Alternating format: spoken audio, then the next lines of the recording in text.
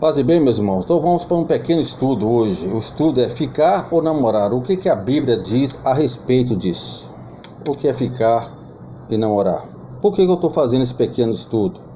Porque hoje nós olhamos nossos filhos, nossos netos, que estão nesse caminho de ficar. Tudo isso é ficar. O que é ficar? Ficar é sair para uma festa ou mesmo na rua, sei lá, algum lugar, e ficar com uma outra pessoa. E ali rola um beijo, rola um sexo e pronto. E dali cada um procura o caminho de casa e pronto. Certo? Isso que é ficar. E o que a Bíblia diz a respeito disso? Será que isso é certo? Vamos ver então, meus irmãos, o que a Bíblia diz a respeito. Ficar, meus irmãos, é pecado. Porque é irresponsável. A Bíblia nos ensina a amar e respeitar as pessoas, não a brincar com elas. Ficar é usar uma pessoa como um objeto, sem se preocupar com ela. Qualquer tipo de relacionamento, de intimidade, precisa de responsabilidade. O que a Bíblia diz sobre ficar? A Bíblia não fala diretamente sobre ficar, mas avisa que é muito importante controlar seus desejos sexuais. Ficar implica intimidade física que desperta desejos sexuais e pode acabar em sexo. Promove a promiscuidade e a falta de compromisso.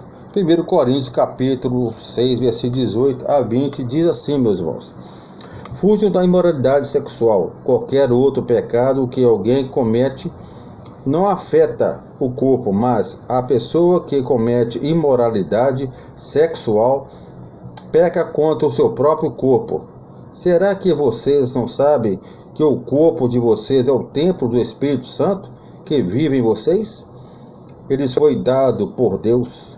Vocês não pertencem a você mesmo, mas a Deus, pois Ele os comprou e pagou o preço. Portanto, usem o seu corpo para a glória dele. Então, meus irmãos, nós temos que usar o nosso corpo para a glória de Deus, e não para o pecado. Não podemos separar nossa experiência física do resto do nosso ser. Intimidade física afeta nosso sentimento e tem implicações a nível espiritual. Mesmo sem a responsabilidade de um relacionamento, ficar tem consequências. Gálatas capítulo 6, versículo de 7 a 8. Ficar é uma falta de respeito. Os dois usam um ao outro para satisfazer seus próprios desejos. O outro é apenas um meio para atingir um fim, não uma pessoa valiosa, criada à imagem de Deus, que merece respeito. Essa atitude é errada. Ficar é bom para se conhecer antes do namoro? Não, meus irmãos? Infelizmente não. As pessoas se conhecem melhor no namoro, não quando ficam. Se você quer conhecer uma pessoa antes de namorar, faça amizade. Ficar é dar prioridade às coisas erradas. O namoro deve ser pensando no casamento. E um casamento não sobrevive só de bons beijos. Ficar não ajuda a conhecer quem uma pessoa realmente é. Na verdade, é um ato de egoísmo dos dois lados, porque os dois querem satisfazer seus próprios desejos usando o outro. Esse é o contrário de um relacionamento saudável, onde cada um se preocupa com o outro. Ficar pode distorcer a imagem do outro, criando uma dependência errada pela pessoa errada. Agora, meus irmãos, nós vamos ver então o namoro. O que a Bíblia fala sobre namoro? Deus diz nada sobre namoro na Bíblia, mas fala muito sobre relacionamento e como as pessoas devem se comportar antes do casamento. A Bíblia não fala nada sobre namoro por uma razão muito simples. O namoro é um conceito muito recente e não existia na forma como conhecemos hoje. Quando a Bíblia foi escrita, na Bíblia vemos que as pessoas entram em uma dessas categorias: amigos, irmãos em Cristo, noivos ou casados. só existia amizade ou um compromisso era sério. Então, meus irmãos, naquela época, na Bíblia, lá na época de Abraão, Isaac, Jacó, depois veio José, depois veio Davi, até chegar a Jesus. Naquela época não existia namoro não, meus irmãos. Então era simplesmente um noivado. Então tinha um compromisso de noivado, né? Normalmente um ano. Então durante aquele um ano, aquele casal ali se conhecia e casava. Ainda assim podemos retirar alguns princípios teológicos que podem nos ajudar a entender o que Deus espera de quem está namorando. Namoro deve ter um objetivo, casamento. Então, meus irmãos, o namoro tem que ter um objetivo de casamento. Um relacionamento romântico não deve ser iniciado com outro objetivo que não seja o casamento. Isso não significa que todos os namoros vão dar certo, vão dar em casamento, mas significa que quando dois cristãos iniciam um relacionamento, eles não devem estar pensando apenas em se divertir, só para ver no que vai dar, ou porque todo mundo está fazendo. As pessoas envolvidas devem aproveitar esse tempo para se conhecerem melhor, avaliar comportamentos, tendo em vista uma possível união eterna. Segundo ponto, cristão deve evitar namorar não cristãos. Muitas vezes, meus irmãos, muitas pessoas consideram essa ideia ultrapassada, mas o ensinamento bíblico é claro. Alguém que já nasceu de novo deve evitar um relacionamento romântico com um não cristão, de acordo com 2 Coríntios, capítulo 6, versículo 14. A ideia é bem fácil de entender. Um crente e um descrente vão ter pontos de vista diferentes sobre vários aspectos de vida e de Deus.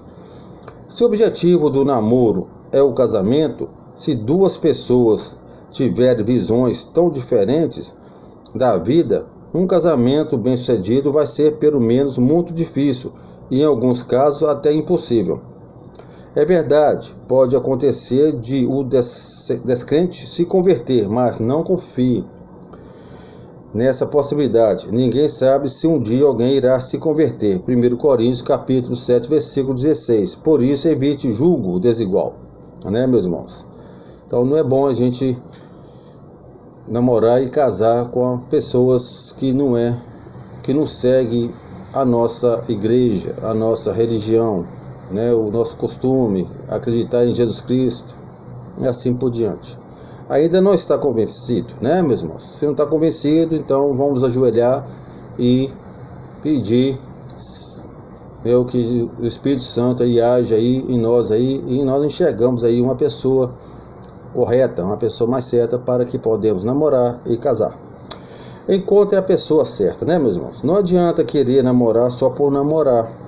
É importante se sentir fisicamente, mentalmente e espiritualmente atraído pela outra pessoa. Também é importante, meus irmãos, que os dois concordem em assuntos importantes, especialmente nos assuntos teológicos e naquilo que acham que Deus quer para as suas vidas. De acordo com Amós, capítulo 3, versículo 3. A pessoa certa pode não ser a pessoa perfeita, mas alguém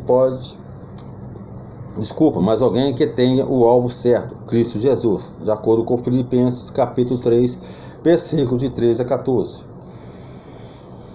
Então, meu irmão, o namoro, né, nós temos que começar por amizade, né? Sempre assim, começando por amizades. A Bíblia tem muito a dizer sobre amizade, especialmente no livro de Provérbios, mas não só.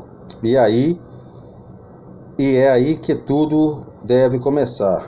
Guarde o seu coração, não se entregue totalmente a alguém que não é seu esposo ou esposa. A intimidade emocional também deve ser guardada para os que buscam o casamento. Assim, se o relacionamento não der certo, os corações dos dois serão poupados de um sofrimento que poderia ser bem maior. Espere pelo momento certo, meus irmãos. Nós temos que esperar pelo momento certo. Não comece um namoro se você não está em uma fase da sua vida em que o casamento é uma possibilidade real. A médio curto prazo. A Bíblia fala sobre isso em Cântico de Salomão, Cânticos capítulo 8, versículo 4. Existe um momento certo para despertar o amor. Ore sobre esse assunto e junte com seus pais e líderes de sua igreja. Veja se você está preparado para um namoro. Se você já é adulto, procure pelo menos o conselho de casais mais maduros na fé do que você. Eles poderão te ajudar a entender se é certo ou errado. Então, meus irmãos, se você está na dúvida, procure aí o grupo de casais, entendeu? E conversa com algum casal ali que participa do grupo de casal, ou então até com seus pastores, né? Com o pastor de vocês, pastor líder, né? Para ver aí, nesse caso, o que é melhor para vocês, tá certo? Nós temos também, meus irmãos, no sexto ponto aqui, é manter a pureza. Nós temos que manter a pureza. Quais são os limites do namoro em termos de intimidade física, ou até onde poderemos ir? São perguntas erradas e normalmente revelam que a pessoa que as está fazendo está com muita vontade de ultrapassar. A Bíblia diz para fugir da imoralidade sexual, né? 1 Coríntios capítulo 6, versículo 18. Não para brincar com ela. O ato sexual é um presente de Deus para ser desfrutado por um casal que já se comprometeu inteiramente um com o outro perante Deus e perante a sociedade. Não adianta, meus irmãos, falar do que pode ou não fazer, mas qualquer coisa que esteja colocando os dois no caminho para a intimidade sexual deve ser evitado. Isso é amar e preservar um ao outro. Então, meus irmãos, sexo antes do casamento é pecado, né? Eu não vou entrar nesse detalhe aqui, mas sexo antes do casamento é pecado. Coloque Deus em primeiro lugar, né, meus irmãos? Então, tudo que nós fazemos hoje, nós temos que colocar Deus em primeiro lugar, certo? Nós temos que ajoelhar, orar e pedir que Deus nos caminhe no lugar certo, né? Em tudo isso, Deus deve ocupar em primeiro lugar de cada uma das pessoas envolvidas, dar mais importância a outra pessoa ou até ao relacionamento em si, mas do que a Deus. É incorrer no pecado de idolatria.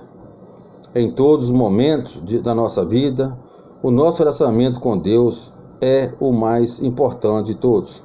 Esse relacionamento que vai definir o sucesso de todos os nossos outros relacionamentos, seja amizade, namoro ou casamento.